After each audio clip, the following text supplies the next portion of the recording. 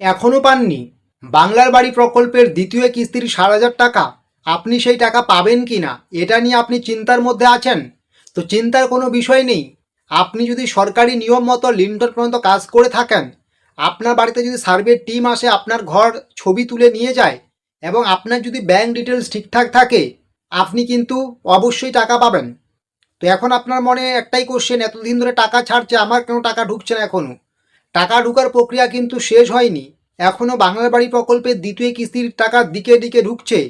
যদি আপনার জেলাতে আপনি এখনও বাকি থাকেন, আপনার ব্লকে এখনও বাকি থাকেন, তাই বলে এটা কখনোই না যে আপনার টাকা ঢুকবে না। যদি আপনার সমস্ত কিছু ঠিকঠাক থাকে, ব্যাঙ্ক ডিটেলস থেকে শুরু করে আপনার বাড়িতে সার্ভে হয়ে থাকে, সব দিক দিয়ে বিচার বিবেচনা করে বলতে গেলে আপনি যদি যোগ্য হয়ে থাকেন আর এখনও টাকা না পেয়ে থাকেন, আর কিছুটা দিন অপেক্ষা করুন। এই পুরো আগস্ট মাস অপেক্ষা করুন বা সেপ্টেম্বরের প্রথমের মধ্যেই কিন্তু আপনারা বাংলার বাড়ি প্রকল্পের দ্বিতীয় কিস্তির টাকা পেয়ে যাবেন। তবে একটাই শর্ত, আপনাকে যোগ্য উপভোক্তা হতে হবে, বাংলার বাড়ি প্রকল্পের টাকা পাওয়ার একজন যোগ্য তালিকায় নাম থাকতে হবে, তারপরেই কিন্তু টাকা পাবেন। তাই চিন্তার কোনো বিষয় নেই। আপনার মনে হচ্ছে আপনি যোগ্য, এখনও টাকা পাননি, আর কয়েকটা দিন অপেক্ষা করুন। ব্যাঙ্ক ডিটেলস ঠিকঠাক আছে কিনা দেখে নিন, আপনার সমস্ত কিছু ঠিকঠাক আছে কিনা।